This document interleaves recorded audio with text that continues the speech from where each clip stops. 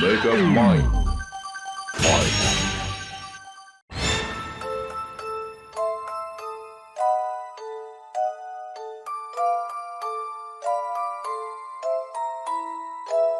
Luigi's Mansion is a fascinating little part of Nintendo history. Initially released in 2001 as a launch title and technical showcase for Nintendo's then fledgling GameCube, it's a slow, methodical, and puzzle-oriented spooky game set against a backdrop of the otherwise very acrobatics and platforming-oriented Mario series. It also opts not to star Mario himself, but rather his lovable, doofy younger brother Luigi, in what was, at the time, his first, technically second, or even third, ever starring role in the game at the time. It was received very divisively at the time of its release, with some players loving it and all of its weird little risks, yet others lambasting it as a shallow and limp introduction to the GameCube era. And yet, despite all of this, it was still a success. It sold very well for the GameCube, went on to become a beloved cult classic, and would become the basis for arguably one of Nintendo's most consistently solid secondary series. Luigi's Mansion is, by all accounts, a game that's emblematic of what made the GameCube era such an at-the-time blunder, yet retrospective masterpiece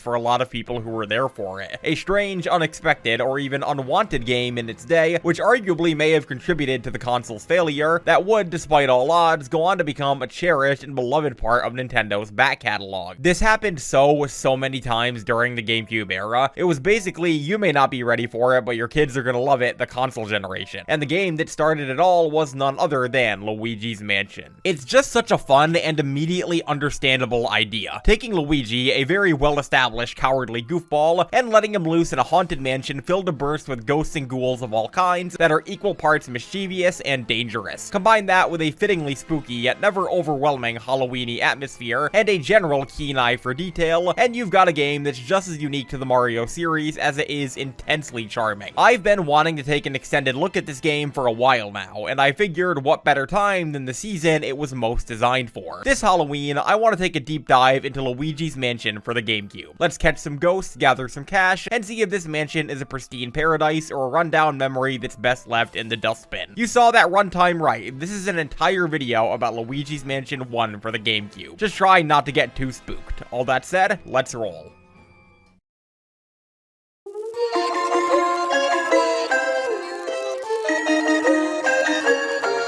Before we dive into the game proper, I want to briefly touch on my personal history with it just to establish a bit of context for my perspective in this video. I was born in 1999, and my family got our GameCube for Christmas of 2002, alongside a copy of Sonic Adventure 2 and Mario Party 4. A month later, on my 4th birthday in January of 2003, I would receive a copy of Midway Arcade Treasures for the GameCube, leading to me being traumatized by the Game Over screen for Rampart, but more importantly, I also received a copy of Luigi's Mansion. I remember immediately taking a liking to this game, even if I didn't realize for a bit how to actually use Luigi's vacuum cleaner. It was on the right trigger, what the hell? This game was pretty much a main fixture in my household's gaming life from the moment I got it. Me, my brother, and my sister would all play it alternatively. I'd childhood play pretend as Luigi fighting ghosts with his cool vacuum cleaner. I'd happily play it without a care as people visited my house for the holidays, etc. I remember me and my sister nicknaming the bodybuilder ghost Muscle Bob, and coming up with all sorts of silly imaginary ideas for more ghosts that could have been in the mansion, stuff like that. While Luigi's Mansion was never a huge, interest-defining personal favorite in my household, in the way that Paper Mario was, it was always a constant, and old reliable that everyone welcomed. And I mean old reliable, because while certain games I had as a kid would unfortunately meet their ends due to being scuffed up or dropped in ketchup, my childhood copy of Luigi's Mansion seemed to be borderline indestructible, working as well as it did day one for years until it was eventually lost in a move. It's also worth noting that I never remember being scared or even slightly spooked by this game, which combined with its short length, I think made it an exceptionally safe and accessible fallback for when I wanted some good, seasonally appropriate Halloween gaming that I could always count on to not overwhelm or frighten me. I had played a few actual horror games by the time I was like 8 years old, but Luigi's Mansion was always non-abrasive and silly enough for it to be a welcome addition to any gaming session. I have so many isolated, loose little memories of playing this game at so many different points in my childhood. It really was a constant, always putting along in between major childhood moments. Random aside, my sister, who is not a serious gamer or collector these days, for some reason owns a ton of really valuable and desired boxed GameCube games, and just like me, really appreciates Luigi's Mansion for its accessibility and reliability as a game to replay ad nauseum. By all accounts, Luigi's Mansion was a game that was always there for me as a kid. While it was never a huge standout favorite, it was always an unsung, reliable, and appreciated addition to my lineup of GameCube games that remained a fixture in my rotation for pretty much my entire childhood. It was like a consistently comfortable yet visually unremarkable pair of pajamas. It was always welcome yet never demanded too much attention or strong emotions. I'm sure we all have childhood memories like this, games or toys or TV shows or whatever that we always had access to and enjoyed yet never paid too much mind to. I think things like this are really valuable, the kind of stuff that fills in every moment of our lives between the standout lifelong memories. Luigi's Mansion was always there, like a guiding spirit watching over little Opal from the background. All said and done, this game was a welcome picture of my childhood, and while I may have somewhat taken it for granted, I still appreciate the memories it gave me.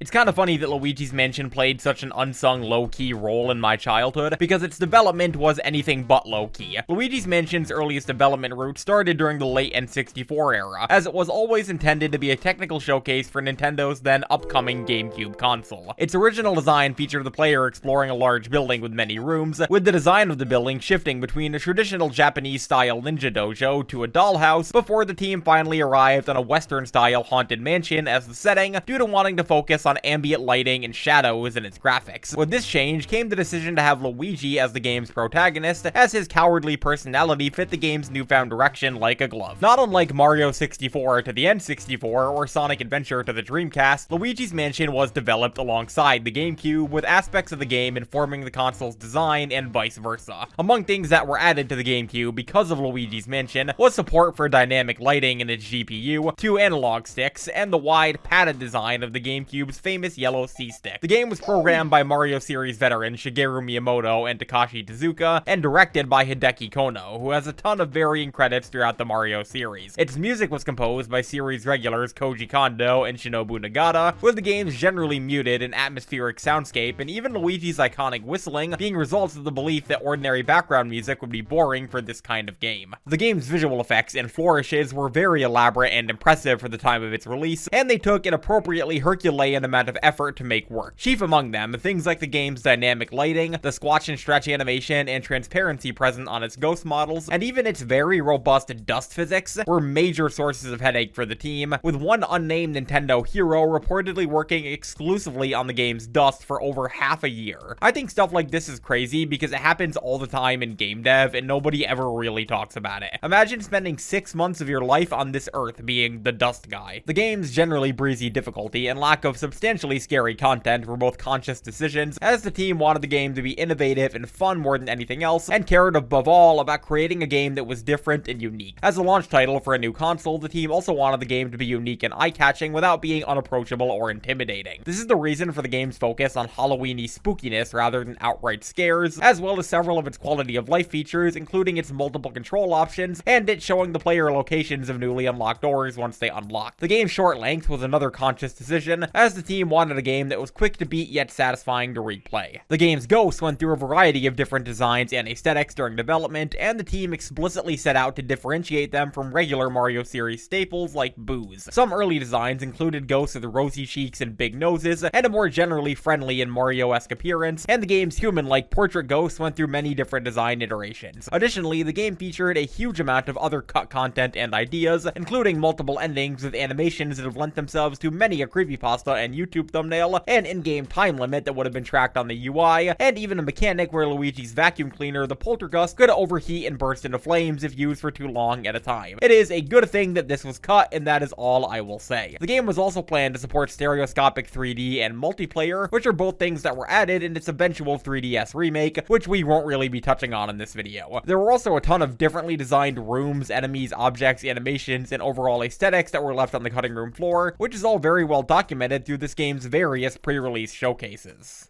Lastly, the game was heavily informed upon by the big man himself, Shigeru Miyamoto. The development featured a lot of team infighting over features that would or wouldn't be scrapped, and Miyamoto usually served as the final voice on things like these. He suggested or informed features such as being able to turn off Luigi's flashlight, Luigi tapping on walls and items upon interacting with them, and possibly Luigi calling out to Mario and pressing the A button, which served to reinforce Luigi's commitment in finding his brother, and also give the button, usually reserved for jumping, a function in this otherwise very non-platforming oriented game. Overall, Luigi's Mansion's development was one where creativity and uniqueness were the chief design philosophies, with the team striving above all to create something that had never been done in the Mario series before. So that's a rundown of every decision that led to Luigi's Mansion being the way that it is. Pretty much every question that people like to ask about this game, like why is it not a platformer, why does it star Luigi, why is it so short, all have concrete answers and a clear thought path that led to their conceptualization and implementation. I think this is super neat. It paints a very clear picture of what the development behind this game looked like and what the team's rationale and the decisions they made regarding it were. If you've got a misgiving with an aspect of this game's concept, then there's likely a logical cause and effect that explains why it was included. It's almost like understanding the development circumstances behind a game before blindly criticizing it is a valuable thing to do or something. Regardless, Luigi's Mansion eventually released day and day with the GameCube in late 2001. It, alongside the GameCube, received a pretty mixed critical reception on release, with critics applauding its graphics, presentation, atmosphere, exploration,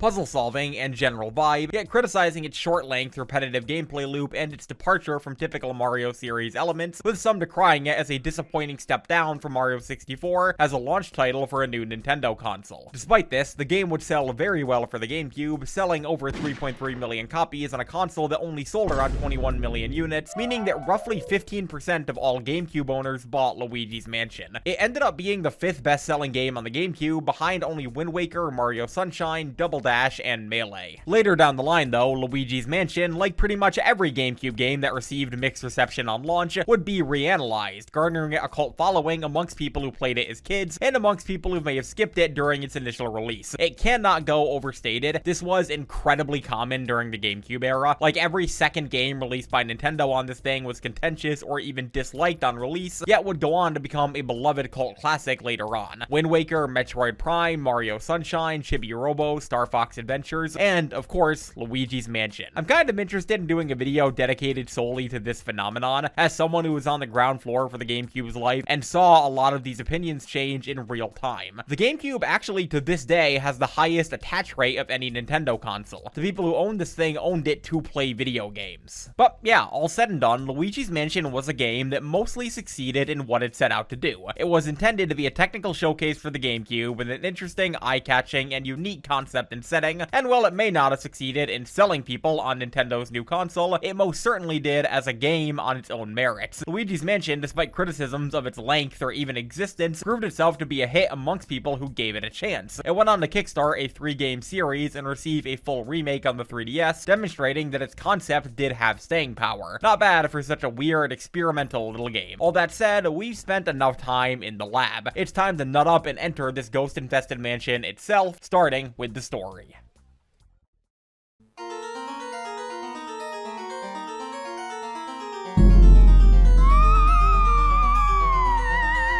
Luigi's Mansion story is a fun little part of the game, as while its plot isn't too robust or groundbreaking, it does at the very least have a fittingly spooky and fun Halloween-y setup and a keen eye for intrigue. Luigi's Mansion stars, obviously, Luigi, as he ventures to a mysterious luxury mansion that he's apparently won in a contest that he didn't even enter. His main man brother Mario went ahead of him to scope out the mansion, yet has since gone silent. When Luigi arrives, he quickly realizes that the mansion is no pristine luxury paradise, but rather a derelict, decrepit, and all-around ghoulish building housed in the heart of a stormy woods. Things immediately feel off, with strange noises occurring, floating objects appearing, and of course, ghosts. The mansion is haunted, and Luigi seems well and truly out of his depth until a mysterious little man known as Professor Egad makes himself known. Egad, an elderly and eccentric yet genuinely well-meaning ghost hunter and scientist, introduces himself to Luigi. He explains that he's a lifelong ghost hunter, using his patented Portal Gus 3000, a modified vacuum cleaner, and his Game Boy Horror, a digital scanner, tracker, and map to track and fight ghosts. He also explains that he's lived in this area for decades, and that the mansion Luigi supposedly won mysteriously appeared from thin air just a few days ago. When Luigi expresses a desire to find Mario, EGAD equips him with the Portal Gust and the Game Boy Horror, sends him through the ringer of Ghostbuster training, and sets him loose in the mansion, providing mission control and guidance from his lab. Everything seems relatively normal at first, or at least as normal as this situation can get, with Luigi exploring, battling ghosts, and getting a feel for the mysterious mansion and its layout. That is, until he stumbles upon an unexplained hatch in the ground, which, when opened, releases dozens of boos, and more importantly, their leader, the enigmatic King Boo, who all flee and hide around the mansion, hinting to Luigi that they may have had something to do with Mario's disappearance. Luigi and EGAD regroup, with EGAD explaining that the boos are likely responsible for freeing the portrait ghosts, human-like ghosts that inhabit the mansion that EGAD had previously kept contained in his gallery, and they also likely captured Mario. Luigi now has a new goal on top of finding his brother, which is to find and capture all of the portrait ghosts and boos. Things continue from here, with Luigi dutifully capturing ghosts and gathering a hefty chunk of change along the way. He eventually finds a mysterious well in the mansion's courtyard, which appears to have Mario's voice echoing from inside it.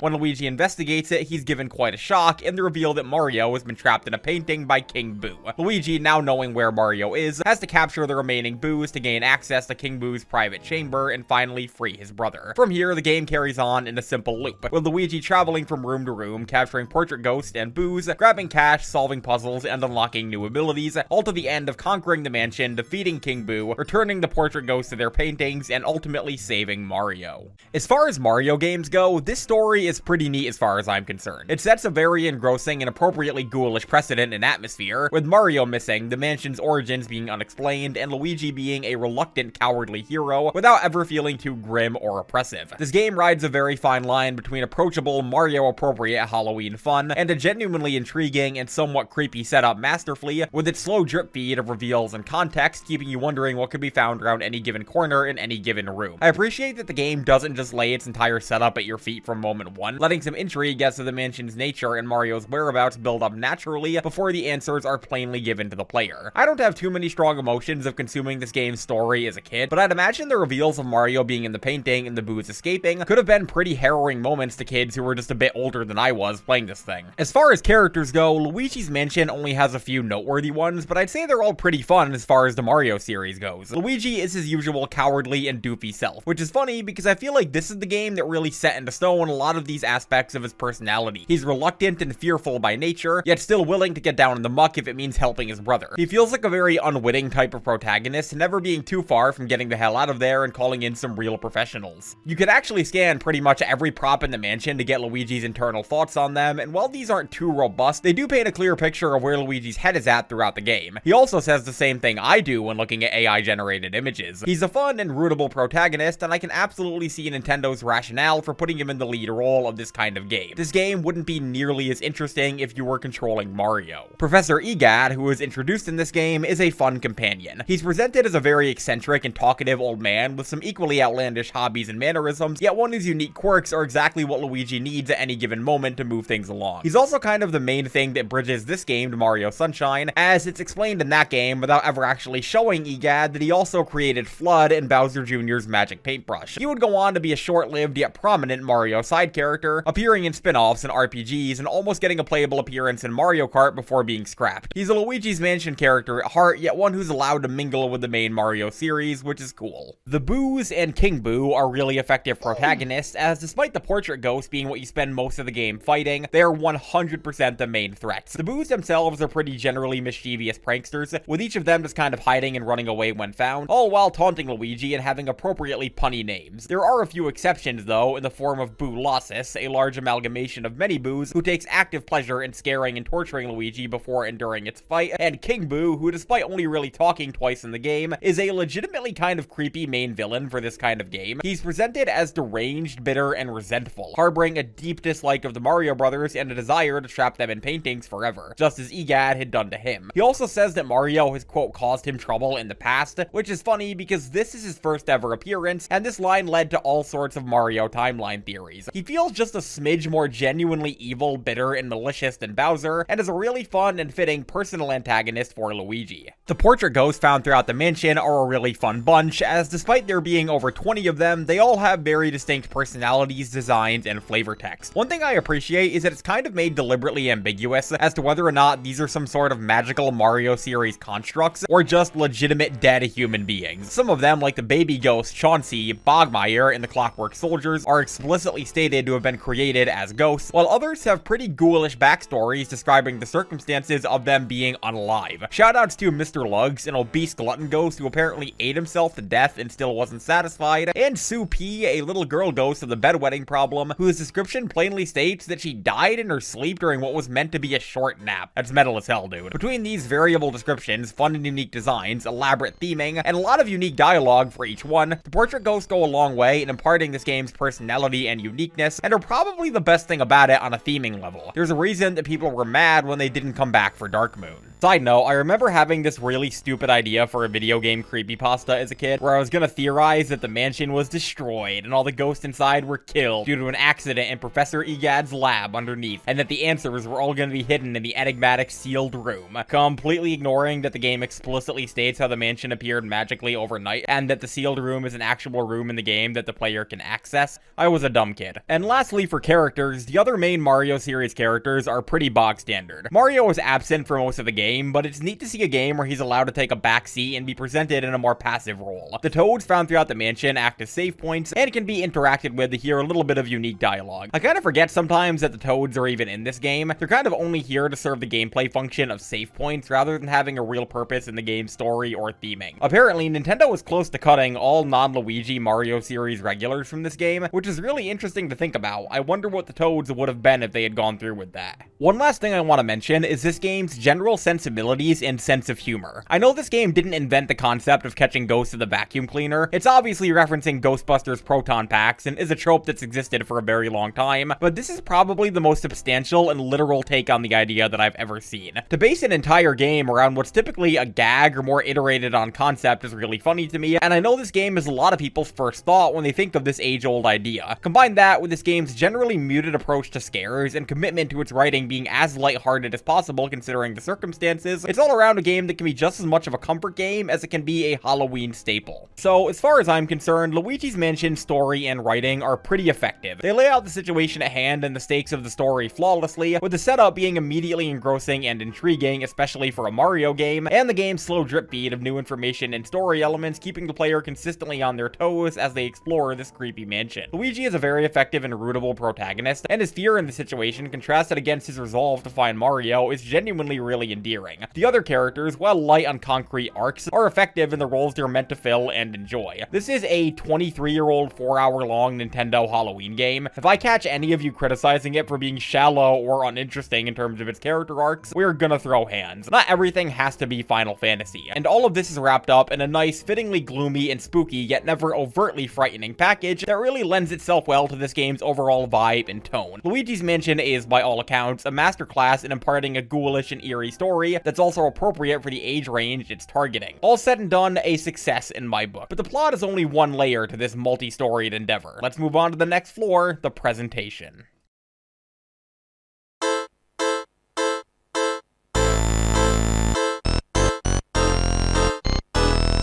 So before we even begin delving into the finer nuances of Luigi's Mansion's presentation, I want to make one thing very, very clear. Luigi's Mansion is not scary. Not at all. While it might sound like a weird thing to point out like this, considering that Nintendo explicitly intended this game not to be scary and that it's an E-rated GameCube game, you'd be surprised how much certain Nintendo fans love to gas this thing up as some untouched horror masterpiece and really oversell its frightening value. There are maybe 3 or 4 moments in the game that I could realistically see being frightening to even the youngest of players, and even then, I played this game as a very young child and was not scared by it. For reference, I did 2 playthroughs of this game for this video, and in between them, I played the original PS2 version of Silent Hill 2 as a palate cleanser. The difference was pretty staggering. That's not to say that it isn't effective in its ambitions though, as despite its lack of scares, Luigi's Mansion is still a powerhouse in terms of atmosphere and ambience. Starting with the visuals, this game is 100% a looker for the year of its release. While it may sound a little strange to say these days, it's worth noting that this game released the same year as some very late-gen N64 games, and that the difference is night and day. Luigi's Mansion features very impressive visuals for the year of its release and boasts a ton of technically impressive visual flourishes. For one, the character models and animations are very impressive. This is definitely the most articulated and robust Luigi model we had ever seen at this point. His face has so many flexes, and he's capable of expressing such a wide variety of emotions. The game also features a really charming squash and stretch sort of animation style for all of its characters, with both Luigi and the ghosts around him being capable of bending and stretching and flopping around in ways that are really dynamic for the GameCube. The ghosts specifically are really impressive in this regard. Their models and rigging are clearly very elaborate, and I can't imagine that this ever-present transparency or global illumination on them was at all easy to render. Combine this with the fact that the game maintains a consistently solid frame rate for its entire runtime on either official hardware,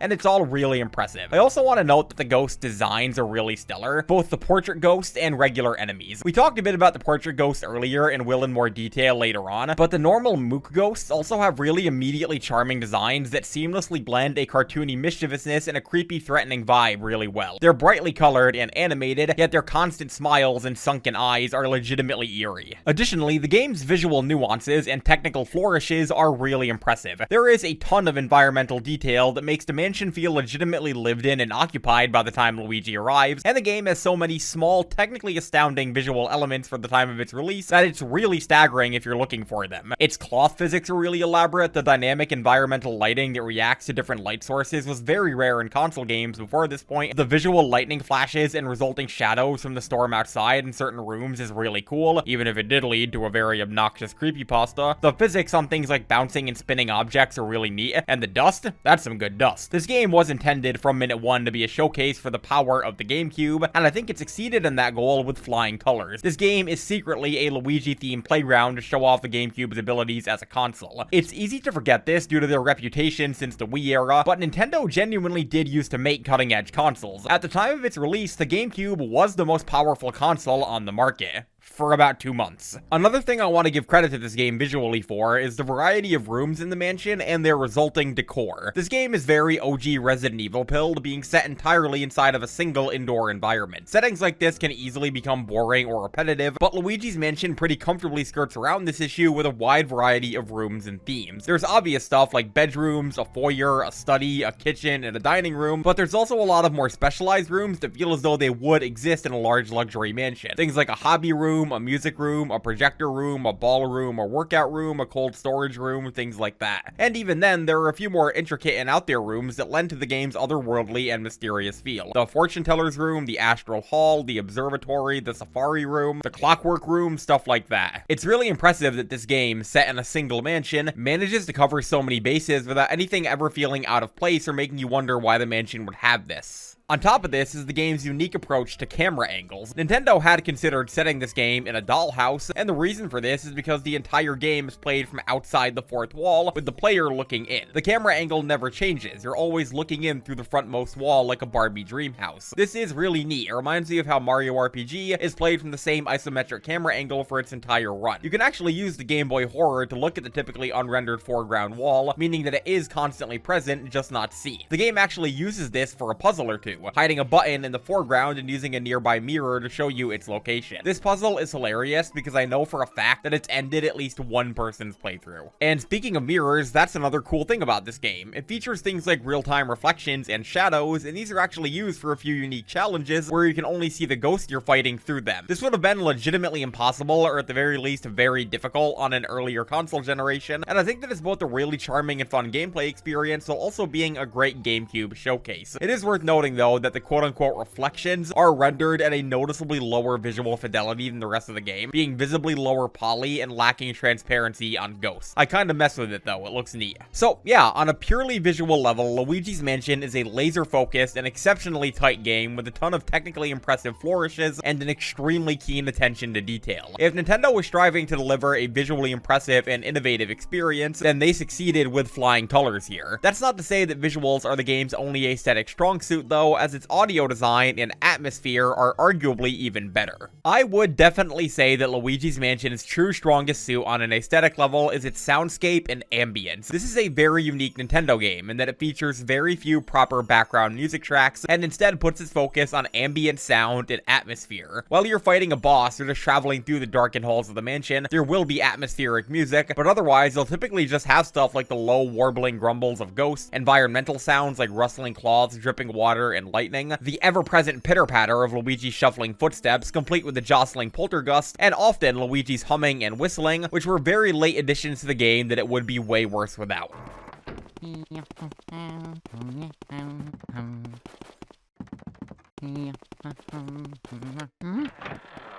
I love you.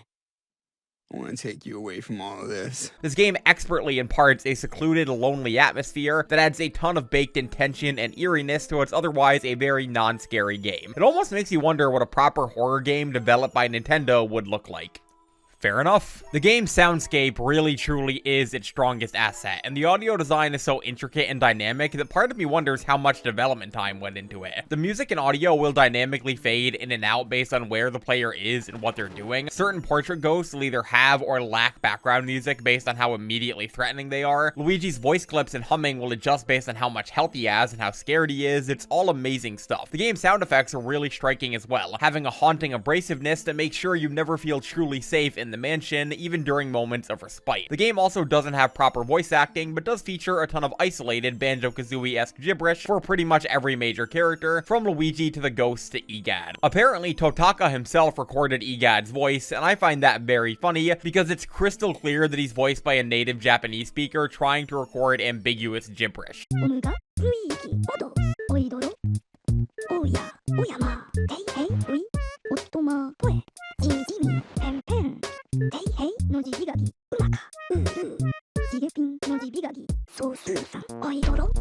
It's okay, Totaka, I won't tell anyone. And speaking of Totaka, I think it's time we discuss this game's music. Despite not having too many proper background music tracks, Luigi's Mansion is still a game with a soundtrack I greatly enjoy. It's mostly ambient stuff, so there's nothing I would add to a music playlist for casual listening, but as a part of this game's soundscape and identity, it's all great stuff. The main mansion theme is iconic and has been remixed so many different times in so many different games. It's haunting and isolated in a really effective way without ever betraying the game's Halloween-y identity. I also really like how Luigi hums along to it at certain points.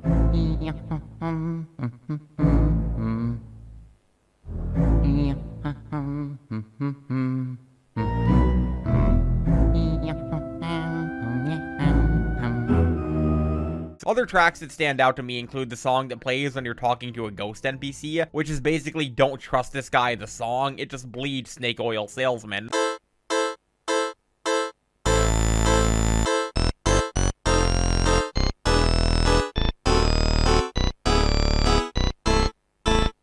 The song that plays when fighting actively aggressive portrait ghosts, which is legitimately kind of creepy with those loud on-beat distortions.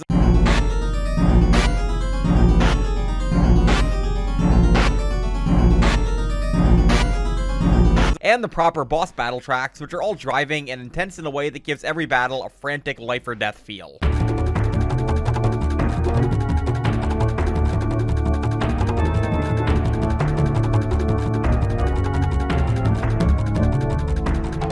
This game's music has two distinct sides, with the ambient tracks for traversing the mansion being more lonely, passive, and secluded, yet the action tracks for things like catching ghosts, fighting boos, or battling bosses being intense, distorted, and frantic. It really helps give this game a unique audio identity, being unpredictable and clearly articulating how, despite the quiet moments, this is still a ghost-infested mansion that's rife with unknown dangers, or at least as dangerous as they can get with an E rating. The last thing I want to mention in terms of presentation is the unique personalities given to the ordinary enemy ghosts. I touched on it a bit earlier, but despite these guys seeming playful and trickstery, they are very much agents of chaos who don't mind causing bodily harm. Most of them will laugh maniacally after attacking, whether or not they connected. They clearly revel in scaring Luigi, and the grabbing ghosts, these noodly little bastards, they straight up choke Luigi. I know the game says they're just grabbing you, but if that were the case, then why does Luigi grip at his neck while being attacked by them? They also scream in a really jarring way upon being sucked up, and apologetically shake their heads after letting go of Luigi, kind of like a crocodile smile, which really makes them out to just be twisted little freaks who enjoy causing pain. The ghosts in this game, again, while trickstery and mostly goofy, are only ever a few notches away from being legitimately creepy forces.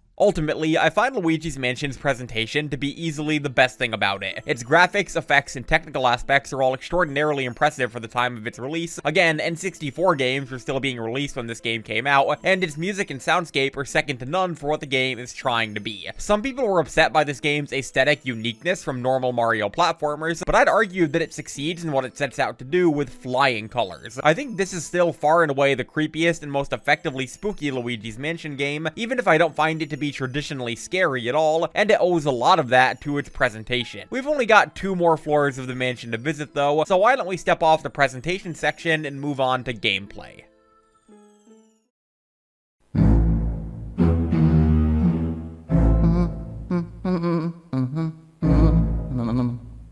So we've done a lot of Luigi glazing in this video. This whole project so far has basically been a veritable smorgasbord of praise for Linguini Mario and his funny little house. That said, the gameplay section of this video is the part where things will get a smidge more interesting, as I do think that there's just a bit more quality variance to Luigi's Mansion's gameplay than any other aspect of it. This game is a masterclass in pretty much every other regard, and to bury the lead a bit here, I do ultimately think that it's a very good game, but there are definitely a bit more things to discuss here than just hyping it up. Let's dive in. At a base, Luigi's Mansion is a third-person exploration-based adventure game set in the eponymous mansion. Rather than being a platformer like most Mario games, Luigi's Mansion is a much more slow-paced and grounded affair, with Luigi's feet being firmly planted on the ground and his only movement ability being shuffling around. The game features no jump button or acrobatics. It is solely a room-to-room adventure game with a focus on puzzles, almost like a combination of OG Resident Evil and old-school PC adventure games. In the game, the player will traverse the rooms and floors of the mansion, using the Poltergust 3000 to battle and suck up ghosts, gathering money for one of several endings, using the Game Boy Horror to view a map and flavor information, and solving environmental puzzles with the ultimate goal of defeating all of the ghosts and finding and saving Mario. This is the entire game. It features very little in the ways of iterations on its core ideas or diversions. There are no mini-games, no gameplay shifts, and no side quests. It is purely a Luigi Ghostbusting game for its entire 4-hour run.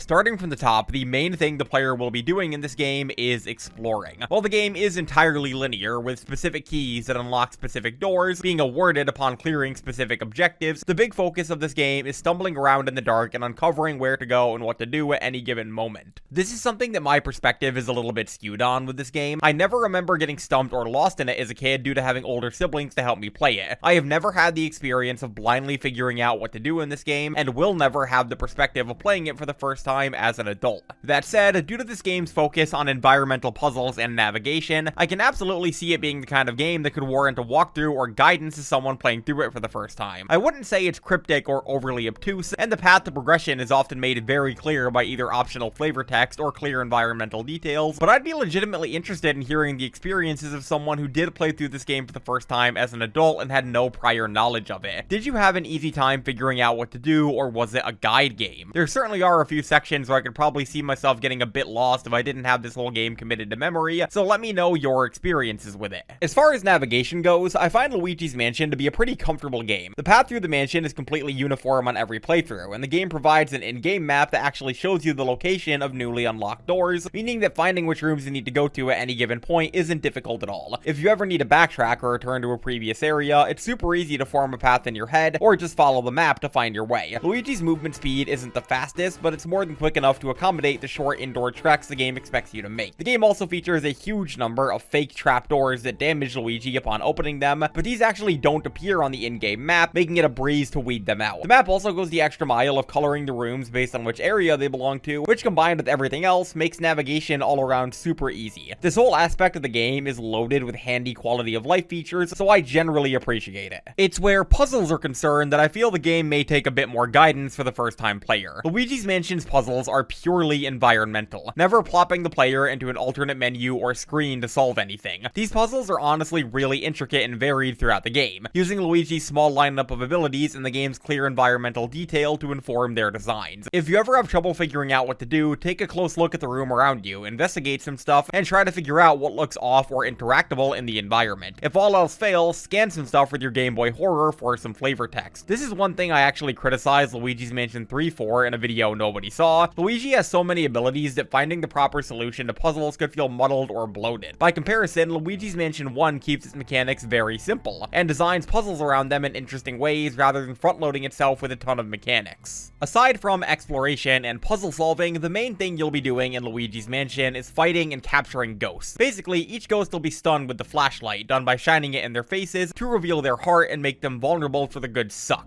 The flashlight is more effective and stun ghosts for longer at close range, so holding the B button to turn it off and then jump scaring them with it is very effective. Once their heart is exposed, you'll switch to using the poltergust, at which point the ghost will start violently resisting and pulling you all around while its health rapidly drains. You can speed up the process and ensure success by jostling the control stick in the opposite direction that the ghost is moving, and failing to do this can result in a bit of damage as the ghost pulls you around or even them breaking free entirely. This might be a bit stupid, but I find the requirements to keep a ghost on the suck train a little vague and nebulous, and it feels like sometimes, even with proper control stick manipulation, they break free anyways. Regardless, each ghost has a different health value, ranging from 0 all the way up to 100, so mastering the technique is a great first step to make on a playthrough. While normal enemy ghosts are fairly easy to capture, portrait ghosts and boss ghosts are a bit more complicated. Portrait ghosts always have 100 HP, and typically have some sort of puzzle to solve or condition to be met to expose their hearts. The conditions can be as simple as waiting for a specific animation to play, to waiting for the ghost to stop attacking, to needing to use environmental objects to manipulate their weaknesses. Portrait ghosts can always be captured in one suction attempt, but they typically provide more resistance than normal enemy ghosts and often have objects around the arenas to get in between you and them. Boss ghosts, the main area ghosts for each section of the mansion, function similarly, but they cannot be caught in a single suction and typically offer much more resistance. Speaking of that, another big part of Luigi's Mansion is gathering money. Despite the mansion being an illusion, the cash found within is very much real. Through investigating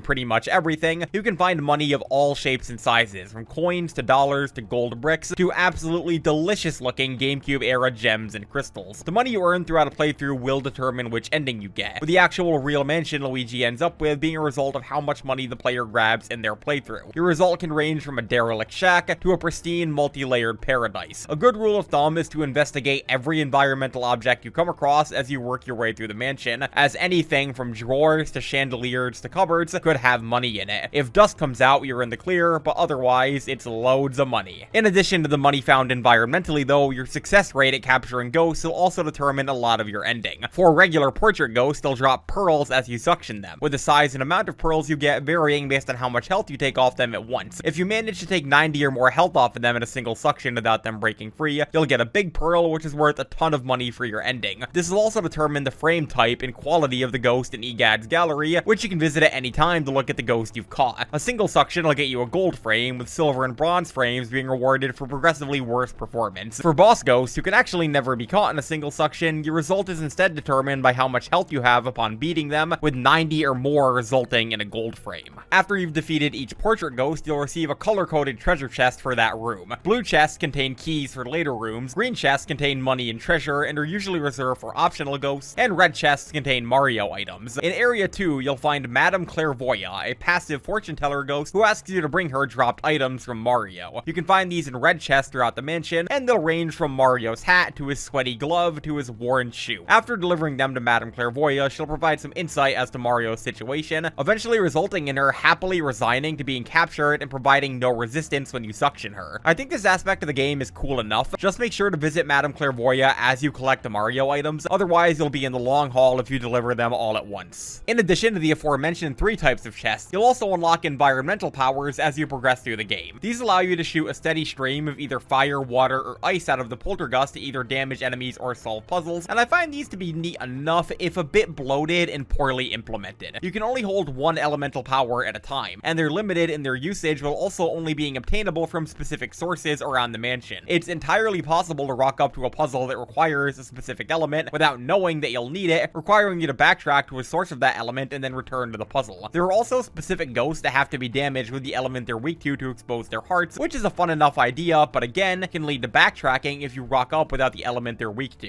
While you can suction them normally after exposing their hearts to the element, you can also defeat them slowly and painfully by just melting them away with the element as well. Die 1,000 deaths. While fire and ice are cool enough and definitely get some fun puzzles, shoutouts to cooking this roast with fire and getting a gem for it, the one you really want to be carrying at all times is water. If you find a plant of any kind in the mansion, from a small potted plant to garden terrariums, watering them with the water element will almost always reward you with cash or a valuable gem. There's actually a fun puzzle where in the mansion's garden, there's a bud that can be watered after each main area to eventually grow it into a large flower, and if you keep on watering it after each boss, it'll eventually reward you with one of only 2 gold diamonds in the game, which are the most valuable gems and are required to earn the best mansion outcome. Stuff like this is really neat. The game rewards you for experimenting and trying out your abilities in logical and creative ways. You may have noticed that I said watering the plant rewards you with one of 2 gold diamonds, however, and that's where we get to easily my biggest problem with Luigi's Mansion, the boos. After defeating every portrait ghost, you'll have to find and capture a boo located in each room. The boos hide in props, and their location is revealed through the boo radar on the HUD. After finding them, they'll reveal their punny names, some of which sound like legitimate drag names before a battle commences. And I'll be frank, fighting the boos is not very fun. All that they do is run around and attempt to flee into other rooms, and your only recourse is to slowly suck them up as their health goes down. As the game goes on, the boos start having tremendous health values, upwards of 400, and if they fly through a wall into another room, you have to chase them. If they happen to fly into a dark room or a hallway, you won't be able to defeat them, leading to really obnoxious chases where they'll fly back and forth as you slowly whittle down their health. On top of this, they can fly into locked rooms that you don't have access to yet, requiring you to remember what boos are in which rooms. The game does not tell you on the map which rooms have boos, putting the burden on you to keep track of the ones you've captured. You can reset their positions by restarting the game, but I'd say this is less than meta because it also resets their health values. The boo chases are legitimately the worst part of the game as far as I'm concerned. They feel like borderline padding in a game that's already only like 4 hours long, and everything about them flies directly in the face of the robust quality of life features this game is otherwise loaded with. The game does keep track of how many boos you have left at any given time, but does not tell you where any of them may be, so if you make it to the end of the game and notice you're 1 short, then it's time to backtrack through the entire mansion to find the one you're missing. All they really needed to do to fix this is tell you on the map if there was a boo in any given room or even area. I'm surprised they didn't include something like this, to be honest. But regardless, catching every boo rewards you with the second of only 2 gold diamonds in the game, and if you get both, you're on the fast track for the best ending. Just make sure you save after getting the last gold diamond, otherwise you'll lose it permanently if you die to the final boss. While we're talking about things I'm less crazy about with this game, it is worth noting that it can get pretty repetitive and borderline dull at points. As I mentioned earlier, exploring the mansion, fighting ghosts, and solving puzzles are all that you do in this game. There are no shakeups or significant diversions from its core gameplay. If the game wasn't only a couple hours long, I'd definitely end up feeling pretty fatigued by the end of any given playthrough. This is actually why I feel the game's short length is an objectively good thing for it, despite it being the main thing that it was criticized for at release. It's very fun and breezy to replay, and if it were any longer, it'd definitely get really tiresome. Aside from the boos, the game doesn't feature much in the ways of padding, with one very cool exception.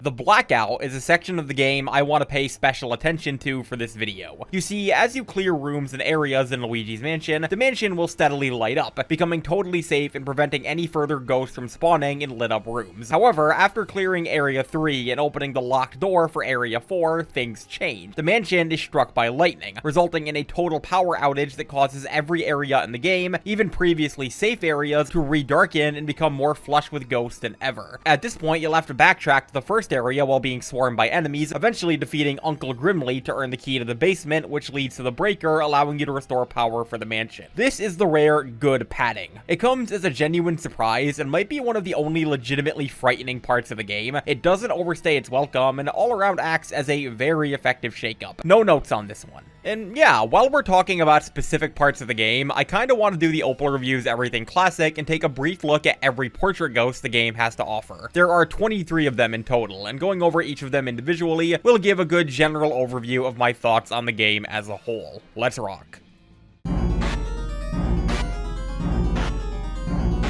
Area 1 only has 3 portrait ghosts, being the family of Neville the father, Lydia the mother, and Chauncey the baby. Neville is pretty boring actually, he just throws 2 books at you and then yawns until you suck him up, but Lydia has a fun puzzle where you have to open a drafty window to expose her weak point. She is definitely a wine mom. Chauncey is interesting because he's the first proper area boss in the game, and despite his fight being pretty easy, his existence is loaded with messed up implications. He's a baby and is stated to have been born a ghost, so either his parents got it on in the afterlife or something much darker is afoot. Area 2 is where the game kicks off in full swing, but I honestly find its first portrait ghost, the dancing couple known as the Floating Whirlwindas, to be pretty lame. Again, you just have to wait around for them to bow and expose their hearts. Afterwards is Shivers, the fire-fearing butler of the mansion who desperately hopes to be in his master's will, which may make him sound sympathetic until you realize that he's a 72-year-old man macking on a 20-year-old woman. What a creep. And speaking of that 20-year-old woman, Melody Pianissima is the mansion's resident surly pianist, who is also a gamer girl. Hell yeah. Her music can be heard outside of her boss room, which is a unique detail. After her is Mr. Lugs, an obese glutton who, quote, ate himself to death. I actually encountered a glitch with him as a kid where he continued trying to attack me after I left his room, which had me on edge every single time I fought him since. Similarly to Melody, you can also hear him eating from outside his boss room before you go in. Immediately following him is the ghost dog, Spooky, who's really nothing of note beyond being a good boy. And finally,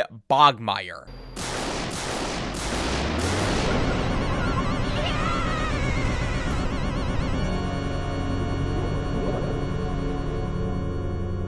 The spiritual manifestation of the mansion's fear and despair, he's genuinely pretty cool. He's the main boss of Area 2, and between his creepy, melty design, his introduction, and his battle theme, he's all around one of the creepier enemies in the game, and probably my favorite portrait ghost. Moving on to Area 3, we start out with the hilariously named and designed Biff Atlas, a hulked-out bodybuilder ghost who apparently loves lilies. He attacks with the epic and iconic whirlwind technique. Here, whirlwind!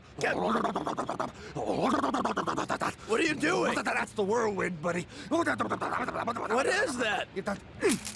Following him is either Nana or Miss Petunia, an elderly grandma ghost and an out-of-shape former pageant winner ghost respectively. Miss Petunia is pretty funny with her horny bait fake-out before battling her, and Nana is just hilarious as this wild, yelling old lady ghost who shoots attacks out of her long nose. After them is also the hilariously named Slim Bankshot, a champion pool shark who only cares about the game. Respect. Next up is the remaining children of Before's Neville and Lydia, the 5-year-old Orville and Henry, who were fought concurrently in both a plane and a car, which their names reference. They're actually pretty difficult to get a gold frame on, and the hide-and-seek minigame before the fight makes them extra noteworthy. After them is Madame Clairvoya, who we talked about earlier, and then Boo Lossis.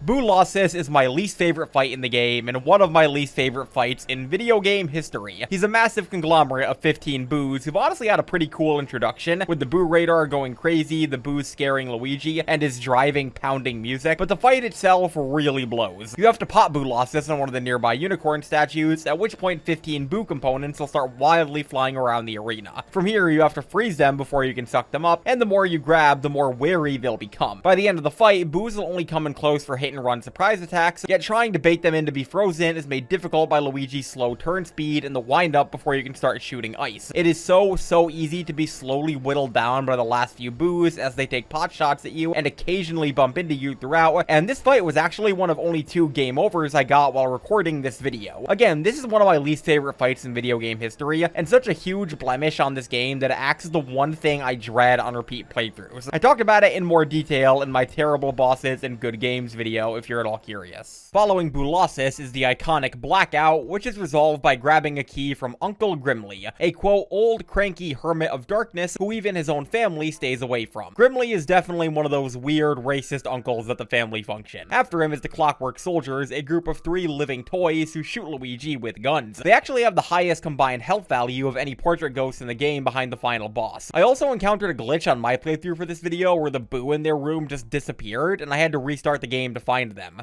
Funny. Following them is Sue P, a really weird battle against a bedwetting prone little girl ghost who straight up died in her sleep. She's pretty easy to miss as the key to her room is in the hidden sealed room, and she's all in all one of the weirder and creepier bosses in the game. After her is another weird and creepy boss against Jarvis, a mysterious jar collector who tries to shove Luigi into one of his pieces. I have no idea if this guy is even a human ghost like the rest, as he doesn't have a heart to scan and can teleport between jars. What an odd little guy. And second to last is Sir Wetson, a cold-obsessed 30-year-old who resides in the mansion's cold storage. Me in 5 years. His battle was actually pretty tricky due to the frozen floor and icicles falling from the ceiling, but at least you can make Luigi do a cool slide into the key after the fight. The final normal portrait ghost is Sir Vincent Van Gogh, a painter ghost with just the best name in the game, who's actually the source of every normal ghost you've been dealing with. The enemy ghosts you've been catching come from his paintings, and rather than fighting him directly, you instead fight waves of normal ghosts he sends after you, after which he angrily surrenders. Fun fact, after you beat him, normal enemy ghosts stop spawning in the mansion. He's also got sculptures of Lydia and Biff Atlas in his arena, so he's all around a final portrait ghost that's dripping with detail. His cheesy French accent is also really fun to read. After you've run through the entire mansion, captured every portrait ghost and every Boo, and gathered as much money as you could, it's time to take the fight directly to King Boo's secret altar. You know, after overcoming these annoying bomb ghosts.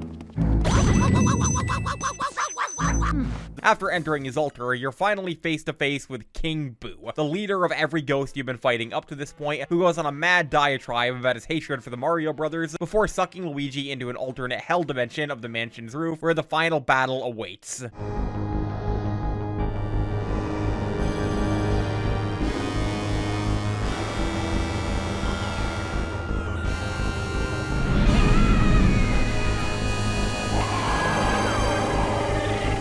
Yeah, Bowser is here, or more specifically, a giant Bowser suit piloted by King Boo, and it'll be your final opponent. Your goal is to use his explosive orbs to blast the suit's head off, revealing King Boo temporarily for attack. Repeat this cycle until you win, but the battle won't be easy, as King Boo will attack with fire, ice, explosives, vor, and even putting his head on backwards and running wildly around, which I've heard scared some people who played this game as a kid. After all said and done, you can finally suck up King Boo, leaving his crown, which is worth only the price of a single coin, sheep bastard, and at long last, Mario. From here, Luigi will use EGAD's Ghost Portrificationizer in reverse to free Mario from the painting, in what's no doubt an extremely painful process, before Mario is blasted out, a little scuffed up but no worse for wear. Luigi is overcome with emotion, laughing hysterically but also visibly crying, either from laughter or from knowing that it's all finally over. With the Mario Brothers reunited and the mansion gone, Luigi uses the money he earned throughout his journey to build a new, better mansion, and the game ends with the home he's earned alongside the player's final money total.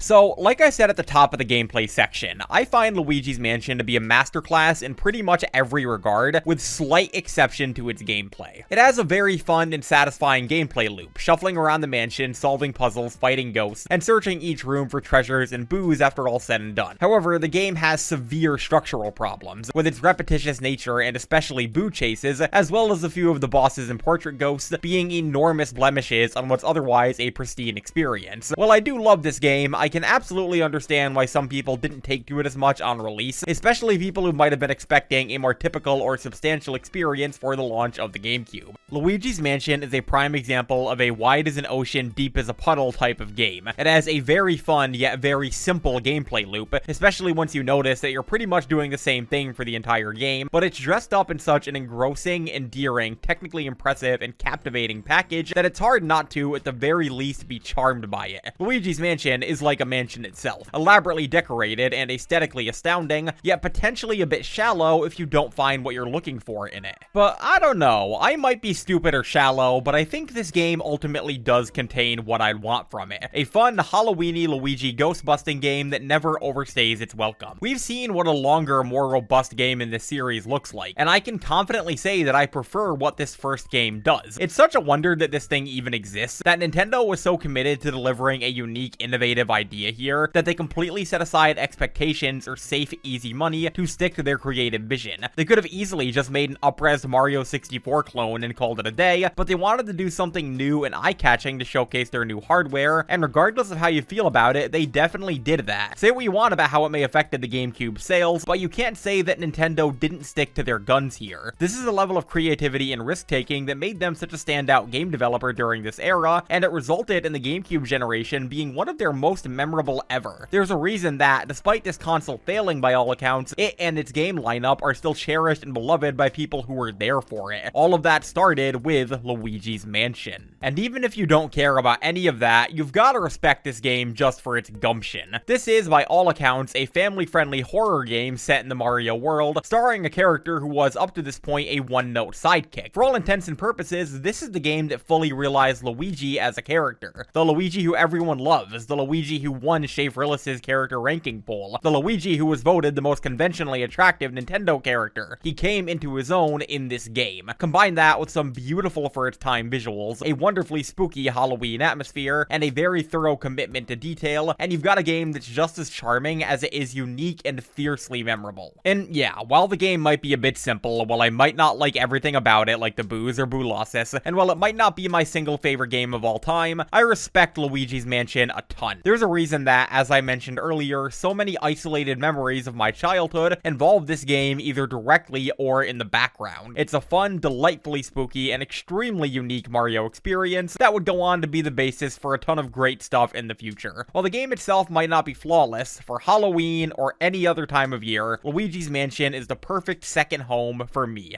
Thanks for watching.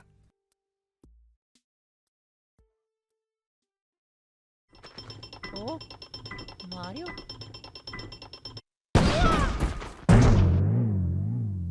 Mamma mia.